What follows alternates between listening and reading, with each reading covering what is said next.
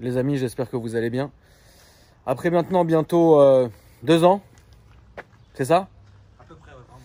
Ça. On va vous présenter avec le plus grand des plaisirs la Nissan GT-R de Mehmet, PSR Performance. Beaucoup de gens attendaient cette vidéo, j'espère que ça vous plaira. Je vous remercie d'avance pour les likes et les commentaires. Bonne vidéo.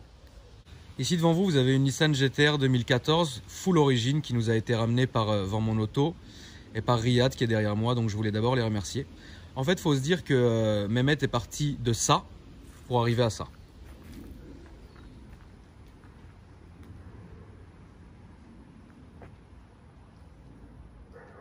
Je vais laisser parler un peu Mehmet pour vous expliquer ce qui a été fait et je ferai le tour de la voiture comme à mes habitudes. Bonjour Akram. Alors, ça fait très longtemps qu'on attend ce moment.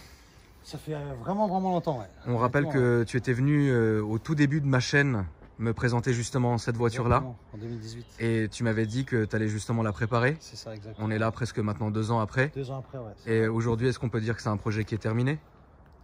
Presque. C'est presque terminé. Déjà, roule. C'est déjà une bonne chose. Ouais.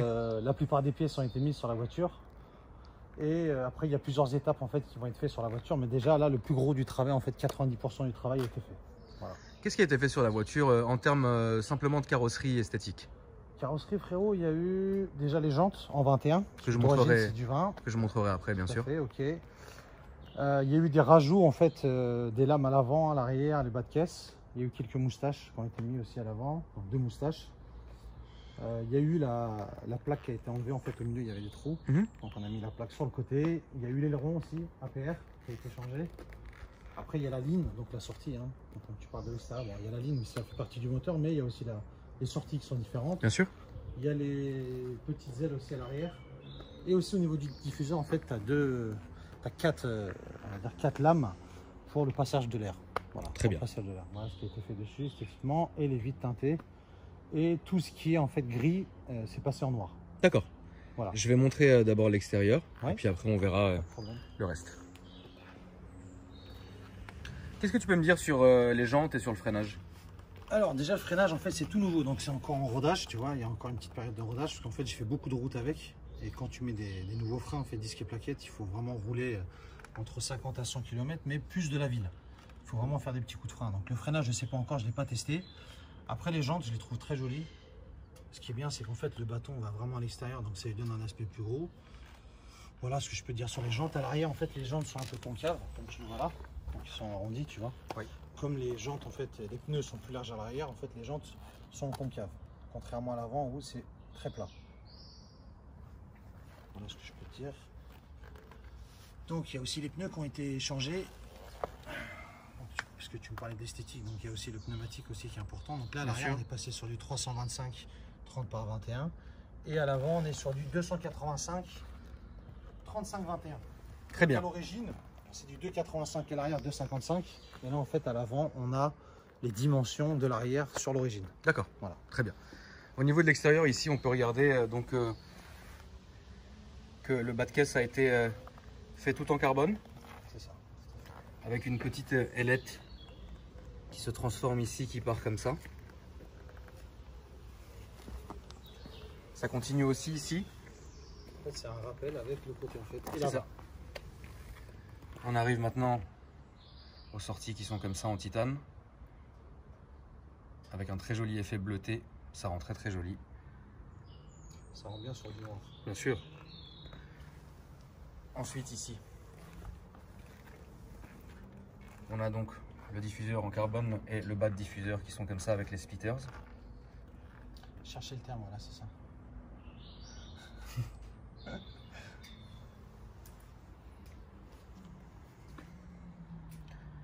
Le logo Alfa MS qui est ici. Il y a aussi ça, je voulais en parler, les blasons en fait qui sont passés en fumée. C'est ça, les blasons sont passés en fumée et on voit que ça n'a plus la même teinte que l'origine. Ensuite l'aileron qui est ici, donc un aileron APR Performance. Pour avoir plus d'appui en fait sur la route. Quand tu as un certain nombre de puissances, c'est bien d'avoir un gros aileron en fait pour plaquer la voiture au sol. C'est de l'esthétique aussi pour la performance. Bien sûr.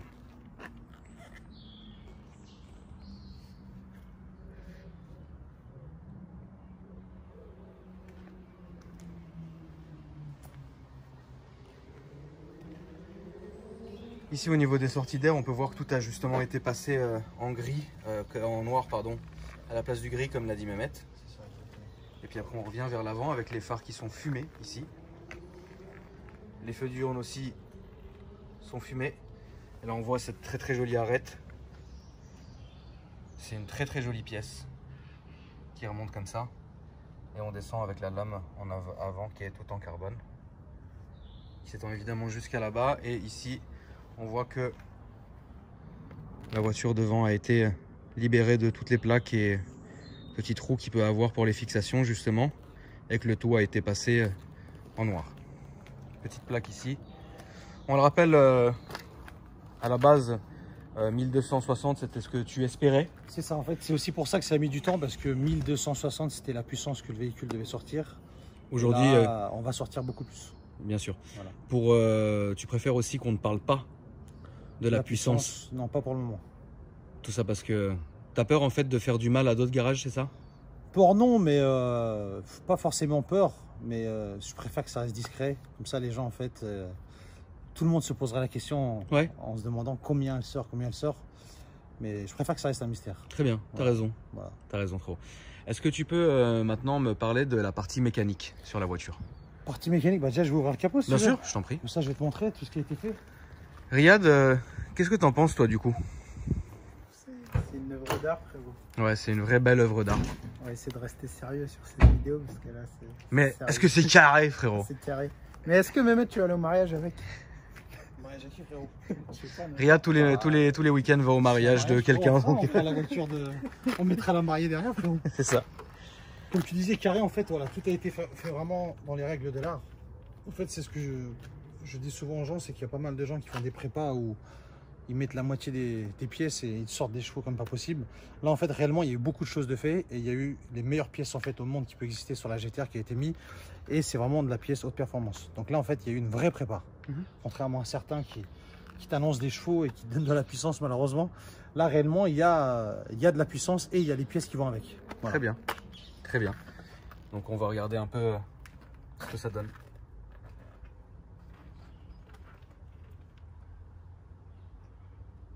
Donc en fait, il y a pas mal de choses qui ont été achetées et vendues par des... Il y a de la marque japonaise et américaine dessus. Il y a aussi des pièces en fait que j'ai fait faire moi, que j'ai fabriquées. Parce qu'il y avait des pièces qui n'existaient pas malheureusement. Donc là, tu as le collecteur d'admission, tu as les boîtiers papillons, tu as les dumps. Et tu as aussi l'échangeur en fait qui a été peint aussi de la même couleur que le collecteur. Alors on le verra pas malheureusement, mais on peut l'apercevoir ici, dedans. Vous pouvez voir le rouge ici, c'est l'échangeur. Il y a aussi les amortos qui ont été changés, c'est les Öhlins, ça on n'en a pas parlé. Donc ils sont réglables en hauteur et en dureté. Là, là tu peux régler la dureté en fait. D'accord. Donc l'avantage c'est que je peux vraiment régler la voiture comme je veux par rapport à la tenue de route. Et aussi l'esthétique et aussi la dureté en fait. Si tu veux faire du circuit, après tu peux régler vraiment la voiture comme tu veux. Voilà, très bien. Donc vraiment tout a été changé comme il faut, ça soit les jantes, les pneus, la boîte aussi, tout a été fait sur la boîte. En fait, je crois qu'au niveau boîte, là on est au maximum, on ne peut pas faire plus de ce qui peut exister. Donc tous les arbres ont été changés, les pignons, tout ce qui s'ensuit. Donc les freins, les amortos, le moteur, le turbo, tout a été vraiment renforcé. Donc tout est adapté. Riyad, tout est adapté. Pour dire adapté, ouais, c'est adapté. Voilà, pour que la voiture en fait ait un bon freinage, une bonne tenue de route, de la fiabilité et qu'elle puisse aussi supporter la puissance. Bien sûr. Voilà. On voulait aussi remercier donc GL Racing Ludo, tout à fait, exactement, qui a été d'une aide très précieuse sur l'accomplissement de la préparation de la voiture. Donc on voulait lui faire un petit coucou parce que c'est un grand ami de la maison, donc voilà. Donc Ludo en fait il m'a aidé vers la fin, j'avais quelques galères sur la voiture que je n'arrivais pas à trouver. Et comme il est vraiment spécialiste, il nous a donné un coup de main là-dessus. Et puis tu n'as surtout pas honte de dire que tu as retrouvé certaines difficultés toi? Non, il faut dire les choses. Vaut mieux dire les choses. Tout à fait, parce qu'une grosse préparation comme ça, frérot, tout le monde ne peut pas le faire. Bien sûr. Et quand tu fais ce genre de prépa, en fait, tu as des galères, après tu as d'autres galères et ça peut impliquer d'autres soucis. Donc c'est vrai que Ludo, il a été vraiment fort là-dessus. Je le remercie, comme tu disais, énormément. On va passer maintenant à l'intérieur, Mehmet, si tu veux bien. Ouais, frérot, vas-y. Ce que je trouve pas mal, c'est que quand on fait une prépa sur une voiture comme ça, ou même d'ailleurs, évidemment, en tout budget confondu, je pense que c'est intéressant aussi, parce que là, en fait, on a en face de nous Une préparation qui a été faite de A à Z, c'est-à-dire que le moteur a été fait, la carrosserie a été faite, l'esthétique a été faite et surtout c'est allé jusqu'à l'intérieur. Parce que parfois malheureusement vous allez avoir que ce soit des GTR ou autres qui vont ressembler à des dragsters, mais finalement il n'y a rien de joli sur la voiture. Alors que là moi je trouve qu'elle est extrêmement homogène et très jolie et très élégante surtout.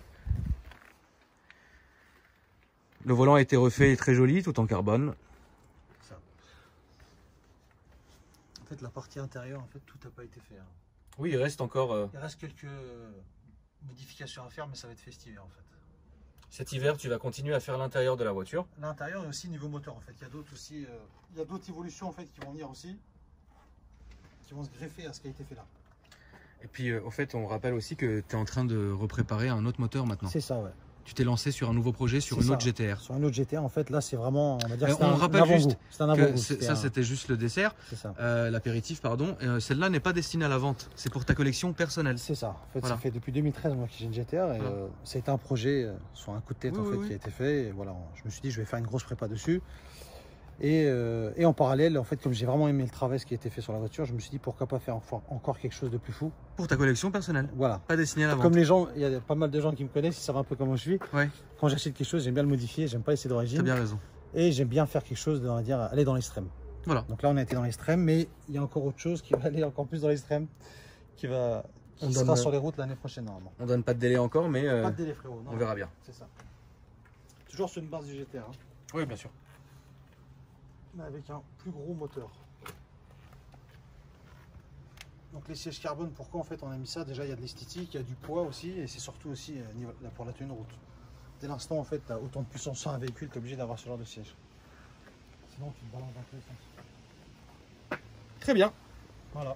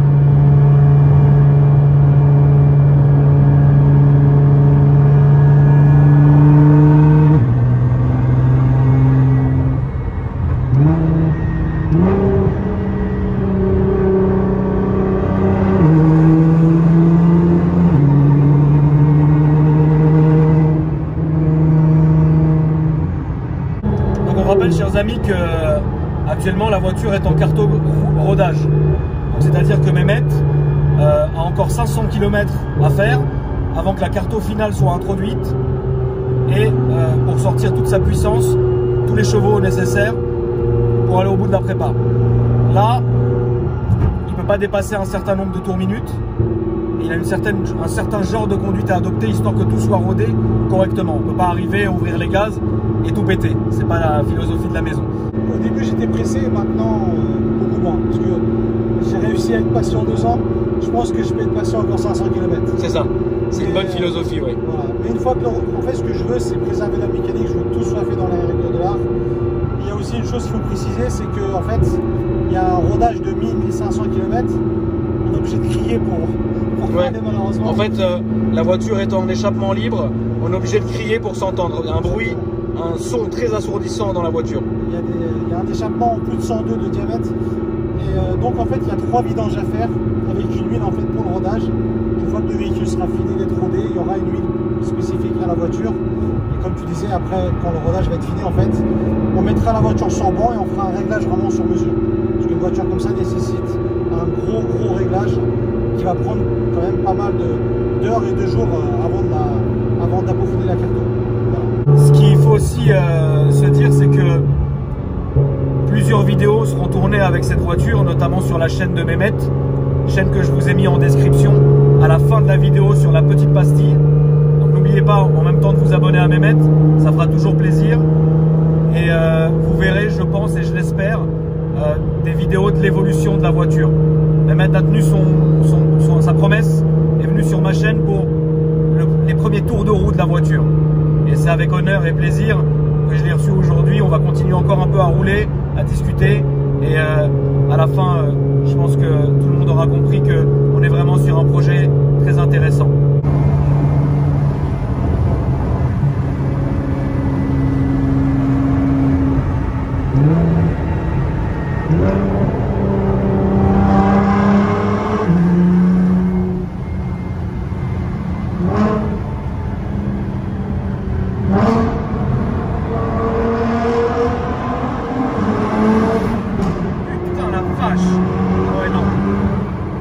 Du coup, avant de continuer, on voulait vous montrer donc à quoi ressemblait un moteur d'origine sur une GTR de la même année. Et avec le comparo, à quoi ressemble celui-ci une fois terminé, avec toutes les pièces. Donc on est clairement sur de l'œuvre d'art. Mehmet, qu'est-ce que c'est que les specs attendus sur cette voiture? Moi, quand j'ai commencé le projet, en fait, je voulais arriver à moins de 2 secondes. Et pour le 0 à 100, bien sûr. Voilà, tout à fait. Et en fait, avec les modifs que j'avais fait, c'était pas le cas. C'est aussi pour ça que ça a pris du temps. Il y avait ça aussi, il y a aussi la contrainte du travail. Et il y a eu aussi des pièces qui étaient en reliquat. Bon, bref. Donc, c'était pour arriver pour faire un 0 à 100 en moins de 2 secondes et faire un 0 à 300 en 13 secondes, tu vois. D'accord. Et là, les pièces qu'il y a là, normalement, ça va être le cas. Voilà, frérot. Donc, c'est ça que j'attendais. Et je voulais avoir une GTR vraiment monstrueuse. Bah, c'est le cas. Je pense que c'est le cas. Ce que j'aime chez toi, c'est que tu n'es pas du tout en fait dans la course et la concurrence. Ah non, pas du tout. C'est que tu fais, c'est que tu vas faire ton projet comme tu l'as envie, mais simplement en fait pour faire, bah entre guillemets, te faire rêver les abonnés, ça, ceux qui nous suivent, la passion, voilà, et pas simplement pour dire bah j'ai la plus grosse en fait. Tout à fait, non, c'est pas le cas. Si j'avais envie de faire ça, frérot, ça fait longtemps que j'aurais fait. Tu sais comment je suis. On peut parler juste du prix de la voiture si ça te gêne pas. C'est une voiture que j'avais achetée 70 à l'époque. Ouais. Et là, il y a quasiment 150 000 de pièces. D'accord. De prépa, voilà. C'est vrai que quand on regarde comme ça, on se rend pas compte, mais il y a beaucoup de choses à l'intérieur qui ont été changées. Bien sûr. Et c'est beaucoup de petites pièces, de grandes pièces en fait, qui font que on arrive à un montant assez exorbitant. Quand on aime, on ne compte pas, c'est ça? Exactement, c'est ça. Tout à fait. Est-ce que là, en fait, on est en train de parler. C'est vrai que quand je regarde les deux, là, frérot, il y a vraiment eu la voiture, elle est métamorphosée énormément. Quand on regarde les deux, c'est. Il y a un gros changement. Ouais.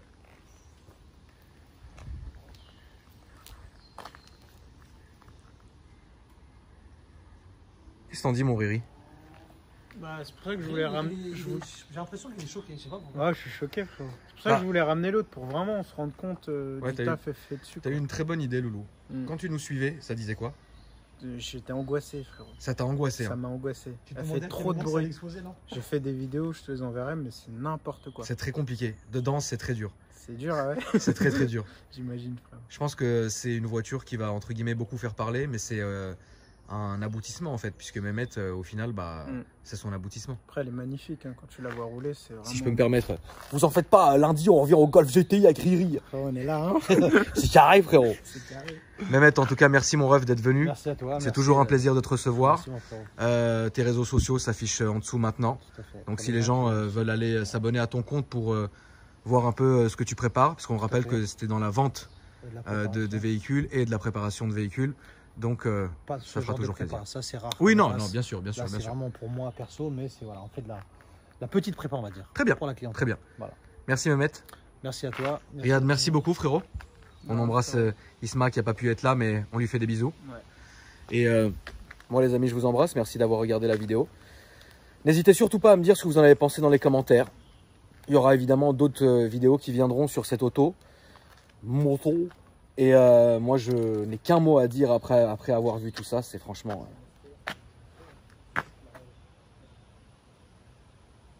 c'était beau.